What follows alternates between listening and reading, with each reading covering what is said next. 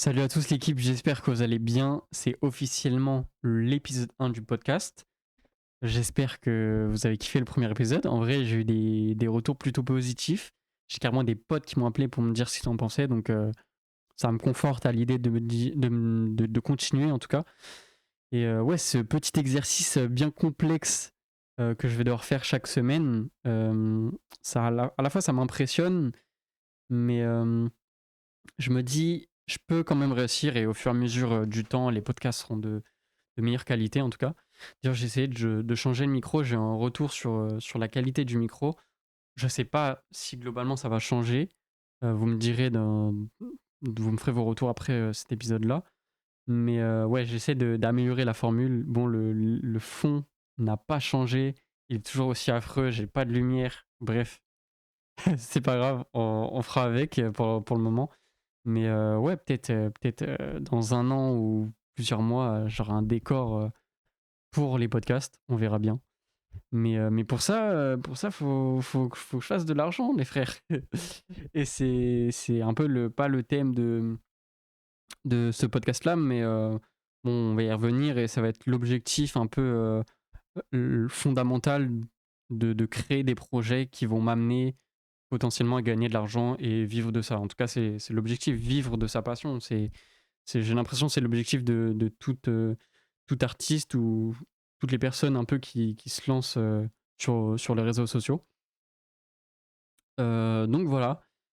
Je vais vous parler de vêtements un petit peu. Je sais pas si j'en ai parlé dans l'épisode 0, mais j'ai créé une nouvelle organisation avec Vetma que j'ai pas réussi à mettre totalement en place, mais en gros, chaque jour est assigné à une tâche. Et en gros, bah, par exemple, le lundi, je m'occupe de tout ce qui est interview. Je vais chercher des nouvelles personnes à interviewer, des profils intéressants que je peux mettre en avant de manière simple et classique. Euh, Après, bah, je vais avoir l'envoi de messages, savoir si la personne elle est OK, si ça lui va, si elle a des conditions, etc. Je vais aussi créer les questions, forcément. Et aussi, je finis ma journée généralement avec une mise en page d'une réponse d'un mec que j'ai déjà interviewé ou auquel j'ai déjà les réponses. Donc, bah, il y a la traduction en anglais, il y a la mise en page. Je galère à m'envoyer moi-même des propres textos parce que j'ai un peu une formule de mise en page où en gros c'est comme une conversation SMS que j'ai avec une personne. C'est pas du tout le cas en vrai. Moi j'envoie ma liste de questions. La personne répond aux questions qu'elle veut. Si la personne est anglaise, bah moi j'ai pas besoin de faire la traduction, mais si la personne est française, bah je l'adapte quand même. J'essaie de traduire le mot pour mot le plus possible en tout cas à une version anglaise qui correspond le mieux possible. Donc ça c'est du travail déjà. Euh, et puis après ce que je fais, ouais c'est l'envoi de SMS. Je reçois les questions, les réponses et j'envoie la question sur mon ordinateur. Après, je prends mon tel, j'envoie la réponse, et ainsi de suite jusqu'à la fin de l'interview. En vrai, c'est horrible à faire, mais je vois pas d'autre solution. J'ai regardé, euh, j'ai regardé des sortes de mise en page, des sortes de presets d'assets sur des sites internet qui permettent de créer des faux messages de manière un peu correcte, quoi, jolie. Mais j'ai pas trouvé, en fait, ça fait directement une version cheap de e-message. Donc ça me convient pas. Moi, j'aime bien quand ça ressemble bien bah, à Apple et e-message, quoi. Enfin bref. J'ai pas mal de bons retours aussi sur les interviews, ça vous plaît. Donc voilà, le lundi est assigné aux interviews. Je vais pas continuer plus longtemps de parler de ça. Mais ouais, lundi interview. Mardi, ça va être une journée où j'essaie de me former sur de nouvelles compétences.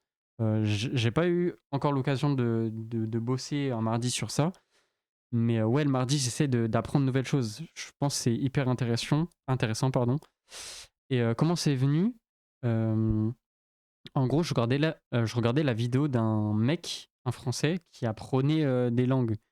Et je crois il était au Brésil à ce moment-là. Du coup, il devait apprendre le portugais brésilien. Et en gros, il avait 5 jours pour apprendre une langue, quoi. Et ce qu'il a fait, c'est que première partie de la journée, il essayait de récupérer tous les PDF, tous les cours en ligne qu'il pouvait, récupérer gratuitement et donc du coup, il apprenait vraiment les bases, c'était tout ce qui est, tous les fondamentaux, en fait. Et la deuxième partie, il avait un prompt, ChatGPT, qui lui permet de discuter avec, un faux, brésilien, peu importe le profil, ça peut être, je sais pas, un marchand de glace, un mec sur la plage, peu importe. Mais en gros, il a un prompt spécifique où en gros, il essaie de créer une conversation comme s'il avait un correspondant en fait, où il parle, à une personne sauf que c'est un robot quoi, c'est ChatGPT, une IA et donc il y avait, la réponse, de l'IA et après, par exemple, s'il faisait une erreur, il y avait, toutes les explications, toutes les erreurs, les problèmes à corriger. Par exemple, il écrit une phrase, c'est pas dans le bon temps et bah, du coup, ChatGPT lui explique, les erreurs à corriger et du coup, en fait, il faisait ça tout l'après-midi, genre pendant, 3-4 heures à discuter à ChatGPT et du coup, c'est comme ça qu'il apprend, rapidement des langues. J'ai pas plus fouillé sa chaîne YouTube et d'ailleurs, j'ai aucune idée de qui c'est. Je suis tombé sur une vidéo. J'ai regardé une ou 2 vidéos, je crois et c'est un truc comme ça et après je suis passé à autre chose. J'ai pas regardé la chaîne YouTube, je pourrais pas vous la donner, pardon. Je galère un peu là, j'ai un peu chaud, je suis désolé. Il fait 35 degrés les frères, il est 1h30 mais je suis sous cagoule, c'est vraiment horrible. Je pense à un moment je vais la retirer. Non, c'est pas vrai, je vais la garder jusqu'à ma mort, je garderai ces cagoules mais mais enfin bref, ouais, le mardi, essayer de me former et c'est comme ça que c'est venu en regardant cette chaîne YouTube là du mec qui apprenait l'anglais et je trouvais ça hyper intéressant. Donc bah, moi je vais pas forcément apprendre, une langue même si, ça m'intéresse mais là j'ai d'autres idées de formation qui pourraient m'intéresser donc je vais peut-être m'attaquer à ça, plus tard dans la semaine. Le mercredi du coup, j'essaie de créer des vidéos et c'est un peu le thème de ce sujet-là, c'est les vidéos. Le format vidéo, le format, short quoi, vertical, parler des marques, en vidéo et c'est vraiment le truc que j'aurais dû faire depuis le début parce que, tout le temps je reculais le moment où je devais le faire. J'avais déjà un petit peu commencé, en fait, c'était pas tellement moi, c'était plus un pote à moi qui est très, très bon dans le montage vidéo et qui m'a pas mal, guidé, et qui a aussi pas mal bossé, pour moi, à créer ce genre de vidéos, de contenu, par exemple les vidéos sur Tern, sur FV, sur Amocovel. Pour les anciens, c'est des vidéos qui ont été supprimées, mais pour ceux qui s'en souviennent et bah, c'est lui qui les avait faites.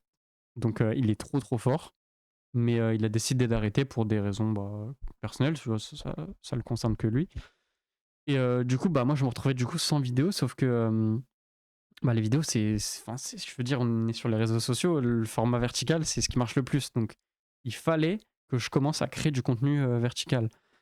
Sauf que j'ai toujours repoussé ce moment-là parce que bah, manque de temps, j'ai pas forcément les compétences, donc j'ai un peu peur, je dois apprendre un nouveau logiciel, etc. Donc, c'est forcément très très long. Et du coup, j'ai fait que repousser, repousser, repousser, repousser jusqu'à il y a 2-3 semaines où j'ai commencé à sortir une vidéo dans un format que je peux réaliser rapidement. Donc j'ai sorti 2 vidéos, une vidéo sur Gleaves, qui est un artiste exceptionnel. Genre, pour moi, c'est l'un des artistes les plus chauds de j'allais dire en France, mais en vrai du monde que je connais pas tout le monde, mais enfin exceptionnel. Gleaves, allez voir. Glyvs.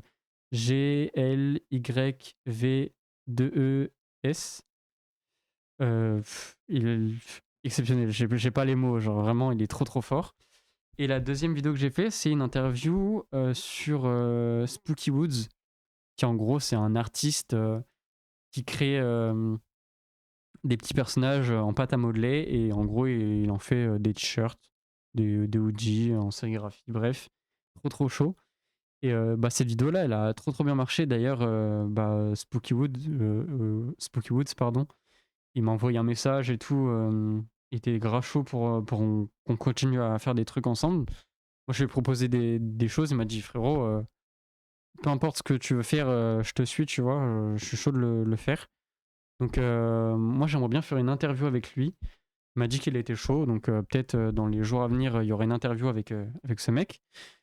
Et c'est très très cool parce qu'il n'y a pas vraiment d'artiste qui crée la pâte à modeler. J'ai l'impression qu'il est un peu seul tout dans son domaine. Et il arrive à faire des trucs très jolis et très inspirants avec une vraie direction, une vraie histoire. Chaque personnage qu'il arrive à créer a un petit background, pardon. Et ça fait de ses vêtements quelque chose d'hyper captivant et intéressant. Bref, le reste de la semaine, bah, ça va être de l'organisation, du SAV.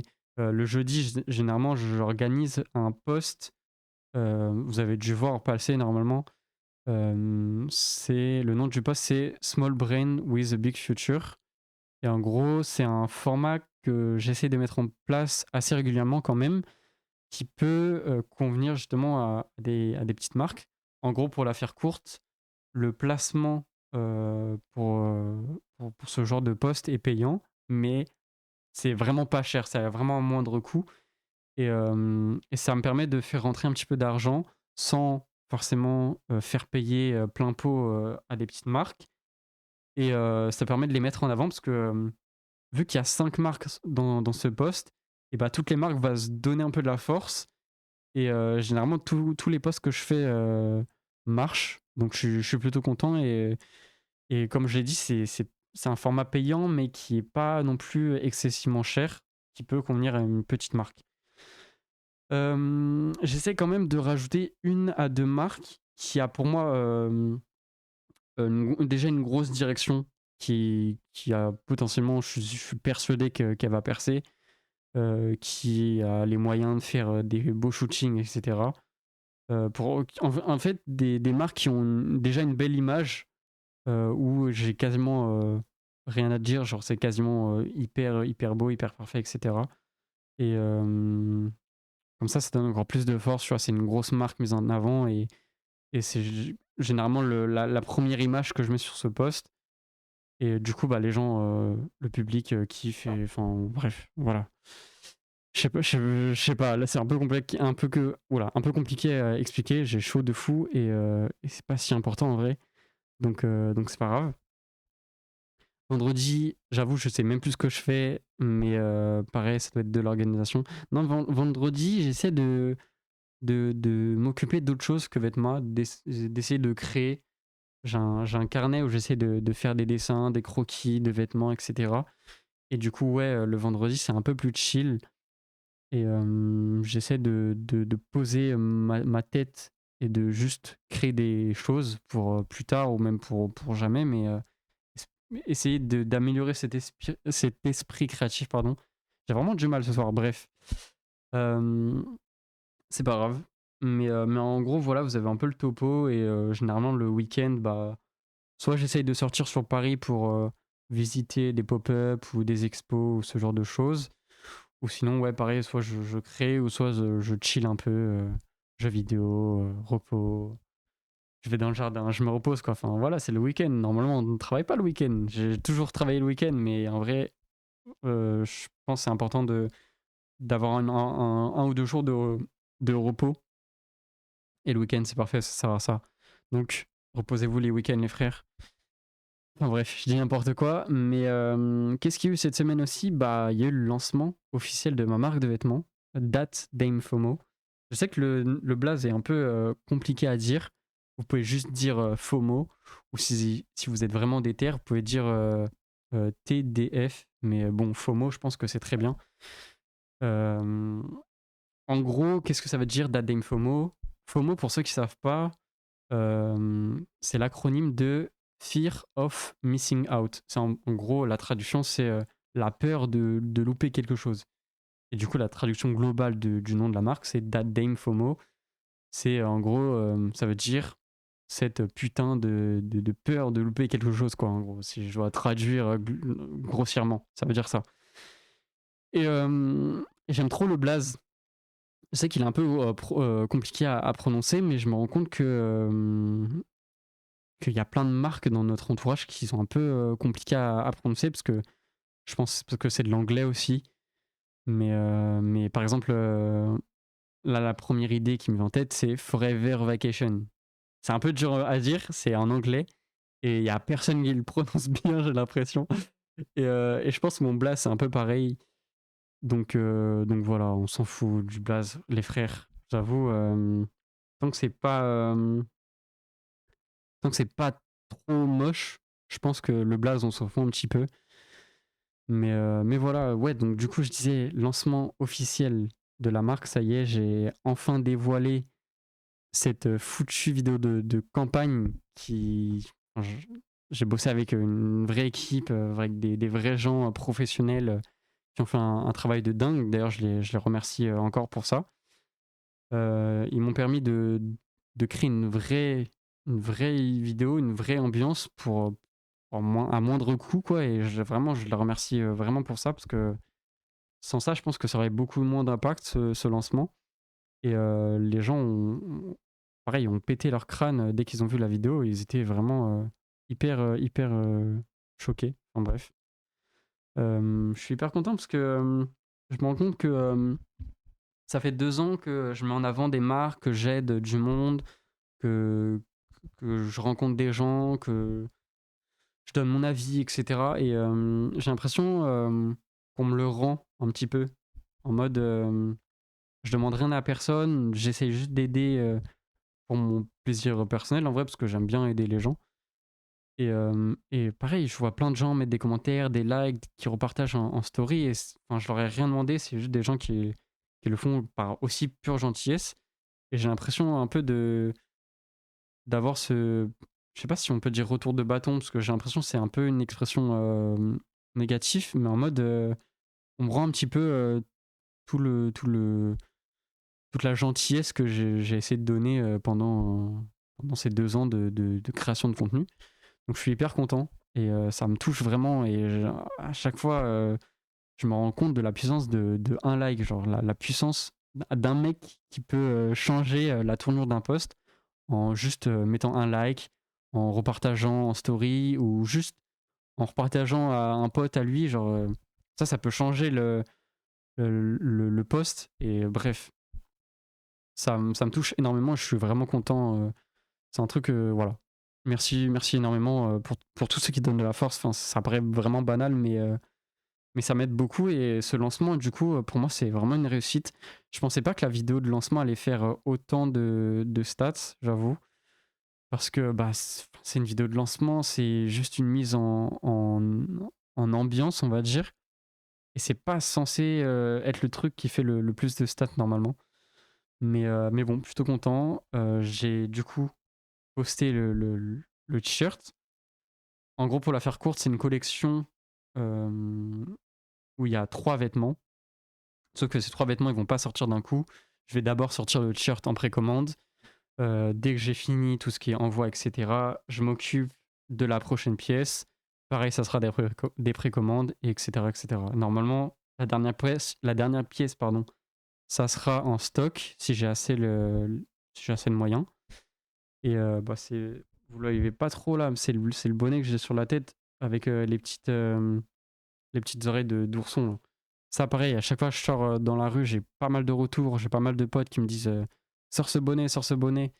Et en vrai, bah, go, je vais le sortir. Mais enfin bref, ça sortira en dernier cet hiver.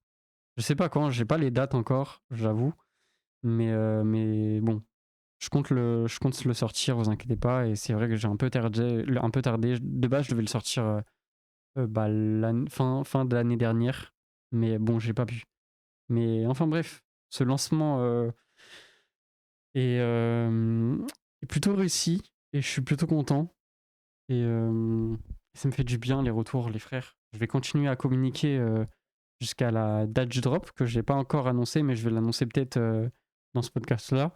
Normalement, c'est le 28. Donc là, on est le 20. Bon, il est 2 heures du mat, mais on est vendredi 20. Donc c'est dans 8 jours, normalement. Et oups, hop, je remets la lumière, pardon. Et ouais, c'est dans 8 jours. J'ai encore 8 jours pour essayer de communiquer un max sur le t-shirt. Et peut-être, ce que je vais faire, c'est après. l'ouverture des précommandes. Ça va être des précommandes pendant une semaine. Je vais peut-être un peu plus parler de la campagne, la vidéo, comment on appelle ça? C'est pas le background, c'est les backstage, voilà. Les backstage de cette campagne, de la marque, etc. Et parce que je trouve c'est intéressant et j'ai vraiment eu cette chance-là de créer une campagne avec une vraie équipe qui sont hyper chauds à moindre coût, qui ont réussi à faire un truc comme je voulais pour pas grand-chose. Donc je les remercie vraiment beaucoup. Et pour moi, bah, ouais, je vais essayer de leur donner un peu de force comme ça en montrant leur travail. En tout cas, c'est l'objectif. Mais bref, on a encore pas mal de taf avant de vendre ces t-shirts-là. J'ai un objectif de quand même 50 à 60 t-shirts. J'aimerais bien en vendre 50 là au moins. Et puis peut-être je vendrai les 10 ou les 20 un peu plus tard. Mais ouais, objectif 50 t-shirts, on verra bien ce que ça donne. De toute façon, je vous ferai un retour dans quelques semaines sur la vente de ces t-shirts. Ça se trouve, ça va être un flop. Ça se trouve, ça va me lancer confortablement la marque. Je ne sais pas. On verra. Bref, ça c'était Vetma et That Dame FOMO, la marque du coup. Et bah côté perso, quoi dire? J'ai commencé à j'ai l'impression que je découvre un peu le cinéma. Je me la bute au film en ce moment. Je me couche grave tard, je regarde des films jusqu'à hyper tard. Et, et wesh, c'est trop cool les films. Je m'étais jamais vraiment attardé dessus. Bon, j'avais vu quand même quelques classiques, mais en fait, moi, je suis hyper indécis. Et quand je vais regarder un film, bah, je vais regarder tout le temps le même. Genre, ça va être 10 fois. J'ai regardé 10 fois le même film, mais vas-y, c'est pas grave. J'ai envie de regarder un film et je sais un peu à quoi m'attendre. Du coup, je regarde tout le temps le même film. Là, j'ai essayé de me forcer à regarder des trucs que je connaissais pas trop ou que j'ai vu il y a très très longtemps. Je vais vous faire une petite liste de ce que j'ai vu récemment. J'ai commencé avec District 9, je crois, que j'avais jamais vu. Film, ok, c'est ok. D'ailleurs, j'ai un letterbox. Bon, on va en parler un peu. Je vais vous parler des films dont j'ai vu ces dernières semaines. Et après, on parlera de letterbox. Bref, du coup, j'ai vu District 9. C'est ok. Après, j'ai vu Inglorious Bastards. Ça, j'aime bien. Un peu truc sur l'histoire, Seconde Guerre mondiale, etc. C'est hyper intéressant. J'ai refait aussi tous les Indiana Jones jusqu'au 4. J'ai pas vu, il y a un cinquième que j'ai vu au cinéma quand il est sorti. J'avoue, il est pas fou, hein. Il est pas fou. Mais bon, je l'ai regardé parce que, vas-y, c'est un Indiana Jones et j'étais un peu curieux. Mais du coup, j'ai regardé le 1, bah, le 2, le 3 et le 4. Le 1, il est top. Le 2, pareil, il est dans la continuité du 1. Le 3, pour moi, c'est peut-être mon préféré. Et le 4, ah, j'avoue, il y a des trucs qui me dérangent à certains moments. En fait, l'histoire, elle est bien. Et même la conclusion, c'est ok. C'est un peu surréaliste, mais c'est un peu ok. Mais il y a des trucs qui me dérangent trop et qui sont pas normales. Genre, quand il y a le. Ouais, vas-y, c'est pas vraiment un spoil, mais je sais plus comment il s'appelle. Quand il y a le fils d'Indiana Jones, ouais, ça c'est un spoil, mais les frères, le film est sorti il y a 10 ans, vous êtes en retard. Genre, à un moment, ils sont dans la jungle là, et il se fait attraper par une liane qui pendait d'un arbre. Et il lève la tête, il voit plein de singes partout. Et il commence à faire Tarzan pour à retourner à la voiture. Ça, frère, à quel moment ça pour moi, c'est une scène. Ça devrait pas être là, bref. Ça, c'est trop bizarre. Ça, j'ai pas aimé. C'est pour ça que le quatrième volet, en vrai, vraiment pas top. En vrai, ils auraient été arrêtés au 3. Pour moi, ça aurait été logique totalement. Et enfin, bref. Indiana Jones, c'est top. Après, ce que j'ai regardé, j'essaie de regarder des trucs, mais genre vraiment un peu plus perché. En gros, moi, j'ai Prime Video, là. Je regarde tout sur Prime Video en ce moment. Et il y a des films en tête d'affiche, des films un peu vintage dont j'ai jamais entendu parler. Le blaze me dit rien. Et c'est apparemment c'est quand même un peu des classiques, mais des classiques anciens, on va dire. Donc il y a un film qui s'appelle Mississippi Burning, qui paraît c'est l'histoire de deux enquêteurs qui essaient de résoudre un meurtre. Et en gros, bah, c'est un peu pendant les années, je crois que c'est années 60, si je dis pas de bêtises, où Mississippi, genre c'est Ku Klux Klan à fond, et en gros, raciste à tout va, hyper décomplexé, etc. etc. Et du coup, ces deux agents du FBI, ils essayent de trouver, de remonter une piste pour justement essayer de trouver les tueurs de ces personnes. Bah, il y avait deux personnes blanches et une personne noire.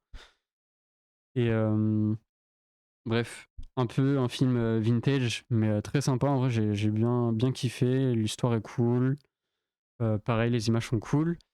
Et là, je suis en train de regarder un film encore plus vieux de 1958, je crois. Un truc comme ça.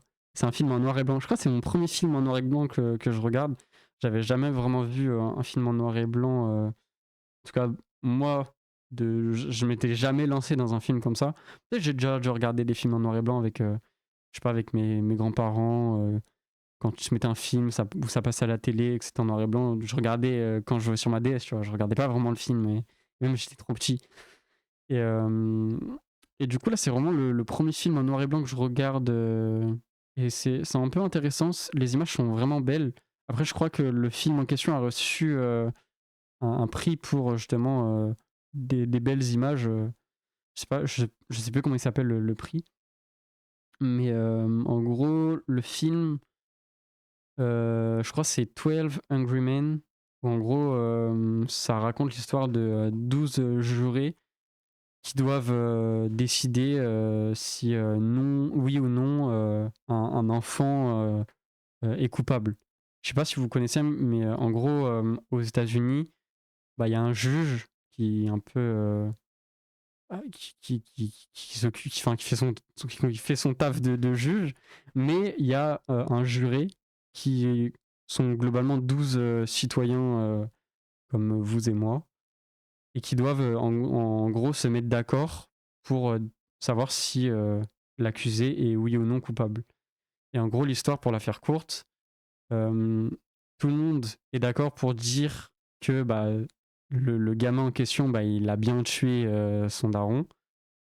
Mais il y a un mec qui décide de dire ok, moi je décide de dire qu'il est non coupable. Et du coup, l'objectif c'est quand même que ces 12 personnes soient d'accord pour savoir s'il est coupable ou non. Et du coup, le mec il arrive à trouver des arguments. En bref, il est tout seul contre 11 mecs et il arrive quand même à ramener des mecs dans son camp, on va dire. Et hyper intéressant. Euh, Franchement, ça me conforte à l'idée que les films en noir et blanc, un peu vintage, old school, etc., ça peut être hyper intéressant. Donc voilà, je vais m'attaquer un peu plus au film. C'est vraiment un truc qui m'intéresse. Je m'étais vraiment jamais penché là-dessus. Je regardais vraiment les classiques ou les trucs dont tout le monde parlait. Mais bon, là, je commence à essayer de découvrir de nouvelles choses et c'est vraiment intéressant. Et c'est pour ça que du coup, j'ai un letterbox que je commence à utiliser quotidiennement, quasiment à la fin de chaque film, je donne une note. Et je mettrai du coup le lien de mon letterbox. Euh, En gros, pour ceux qui savent pas, c'est une appli où tu notes tes films et tes potes peuvent voir la note que tu as donnée ou l'avis qui sont faits d'un film ou non, ou ce qu'ils veulent regarder plus tard, etc. Donc, moi, je suis chaud que vous m'ajoutez sur Letterboxd. Je vais mettre le lien en description. Et si vous avez des recommandations de films, moi je suis hyper chaud, que ça soit en DM ou non. J'essaie d'ajouter tout le monde sur Letterboxd. Comme ça, je verrai un peu les films que vous regardez. Et, euh, et voilà, on va essayer de se créer cette culture cinématographique que j'avais pas depuis 20 ans là. Mais voilà, le côté un peu perso. Je vais pas tarder à arrêter le podcast. Je vais finir sur une petite recommandation. Aujourd'hui, c'était le drop, d'un de mes frérots, Jules, qui a la marque Nuit d'été. Hem, les recommandations, ça sera souvent des marques de vêtements, je pense en vrai, mais là, j'ai envie de faire une spéciale dédicace à Jules. Peut-être qu'il écoutera de ce podcast, j'en sais rien. Mais je suis super content parce que je le vois grind, il propose, pas mal de en fait, il propose plein de vêtements, un peu classiques et vu que c'est des classiques, un peu originales qui sont plutôt pas mal et bah, ça marche bien en vrai. Donc shout out, à mon pote Jules de Nuit d'été, qui a sorti un drop, récemment. D'ailleurs, je viens d'y penser. Là, je vous mens pas, je viens vraiment d'y penser, mais j'ai un lien d'affiliation avec Nuit d'été. Je le mettrai peut-être aussi, dans la description. Comme ça, si vous voulez vous prendre un produit Nuit d'été et bah, ça me donne un petit peu de force. Je touche un petit pourcentage, peu léger sur les ventes. Mais ça me permet de financer, pareil, bah, ce que je fais, le média, la marque de vêtements, et cetera. Pour le moment, j'ai rien touché, j'ai pas dépensé un seul sou pour moi personnellement. Avec l'argent que je gagne, soit j'achète des samples, soit j'achète du matériel, je paye les logiciels, et cetera. Mais pour le moment, j'ai toujours pas touché un seul centime de l'argent que je gagne. Donc voilà, l'argent, pour le moment, ça sert vraiment, à que du plus, pour des projets, quoi. Enfin bref, j'espère que ce podcast vous a plu. Un petit détail aussi, le podcast, il est dispo sur YouTube et Spotify. Dites-moi si ça vous intéresse que je le mette sur d'autres plateformes. Pour le moment, je les ai pas mis, mais peut-être qu'il y a moyen que je le fasse. Et voilà, faut me dire s'il y a pas mal de monde, peut-être je le ferai, mais voilà. J'espère que voilà, et j'arrive plus à parler les frères. J'espère que ce podcast vous a plu. C'était vraiment un exercice un peu compliqué aujourd'hui. Je suis un peu crevé, il est 2 heures du mat. Je suis grave crevé en ce moment. C'est un peu la période où je dois communiquer, où je dois trouver le moyen de sortir des trucs intéressants à mettre en avant sur la marque. Donc je suis vraiment un peu crevé. Mais voilà, merci à tous d'avoir écouté ce podcast. J'espère qu'il vous aura plu pour la troisième fois, je me répète, mais voilà. On se donne rendez-vous la semaine prochaine. Et voilà.